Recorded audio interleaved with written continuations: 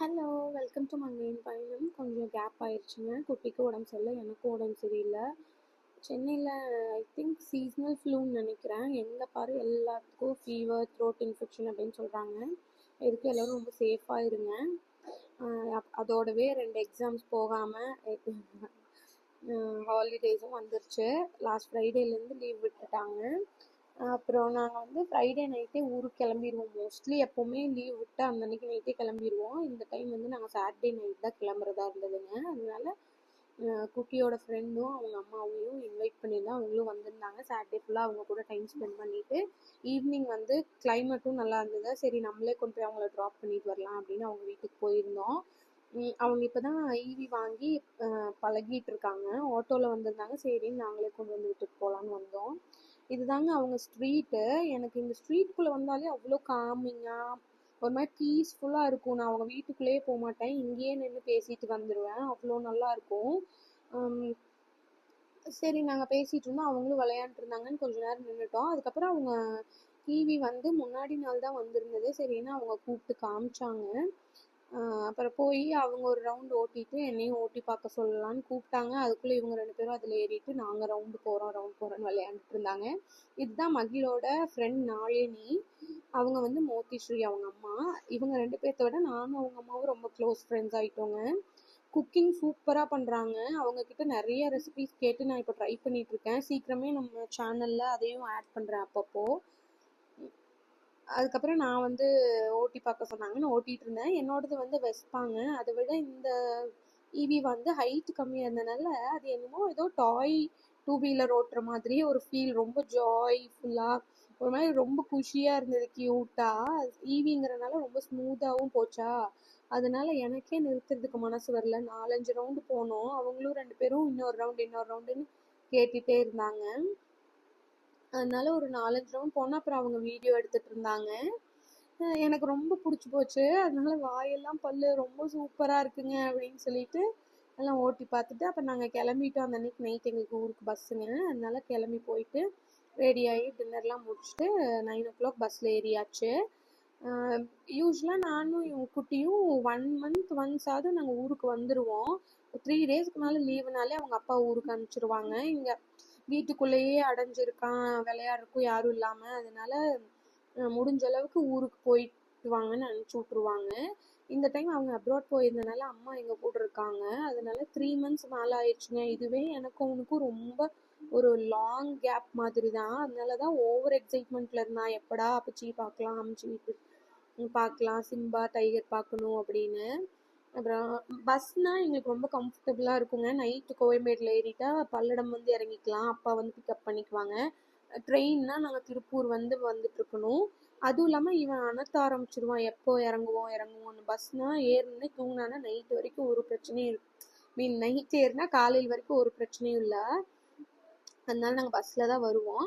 அது மாதிரி தான் அப்பா வந்து மார்னிங் பிக்கப் பண்ணிக்கிட்டாங்க. இதுதான் அம்மா வீடு, பல்லடம் பக்கத்துலேங்க. காட்டுக்குள்ளே இருக்க மாதிரி தான் இருக்கும், ஆனால் ரொம்ப ப்ளசண்ட்டாக ஒரு நாய்ஸ் பொல்யூஷன், ஏர் பொல்யூஷன் எதுவுமே இருக்காது. நிம்மதியாக இருக்கலாம் இங்கே வந்தால். அப்பப்போ எனக்கு இங்கே வந்துட்டு போனால் தான் மைண்டு வந்து பூஸ்டப் பண்ண மாதிரியே இருக்கும்.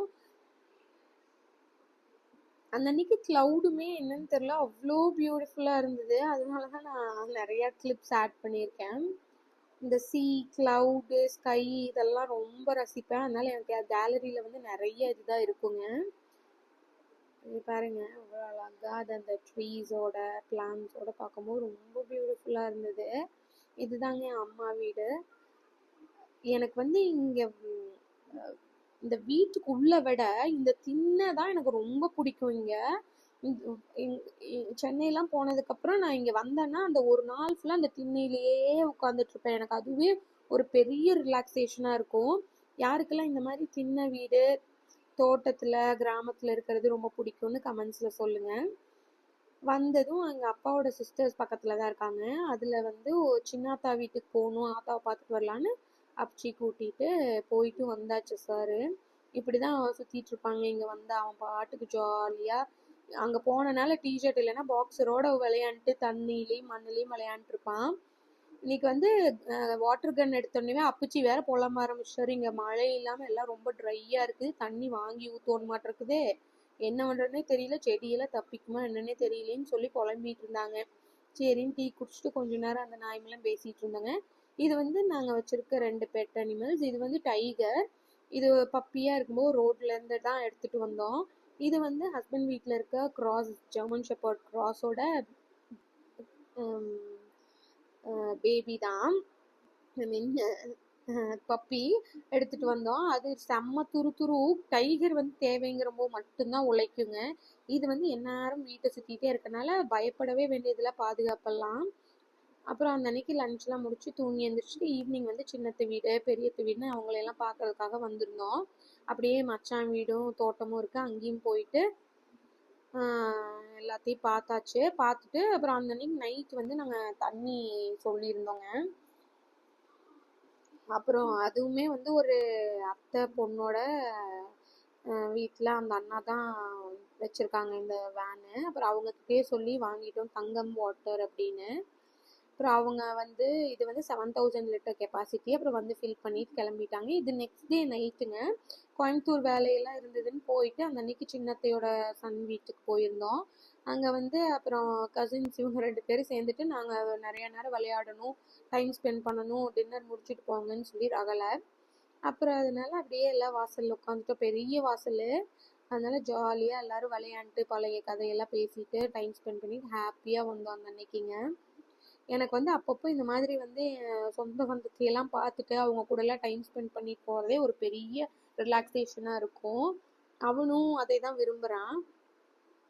இது வந்து என் ஃப்ரெண்டு மோத்திஸ்ரீ அவங்க வந்து எங்கள் வீட்டுக்கு வந்தப்போ எனக்கு கிஃப்டாக கொடுத்த பேகு. பட்டர்ஃப்ளை ப்ரிட்டியாக இருந்ததுங்க. இன்ஸ்டாவில் தான் ஆர்டர் பண்ணி வாங்கியிருந்தாங்க. லிங்க் வேணும்னா சொல்லுங்கள், ஷேர் பண்ணுறேன். தேங்க்ஸ் ஃபார் வாட்சிங்.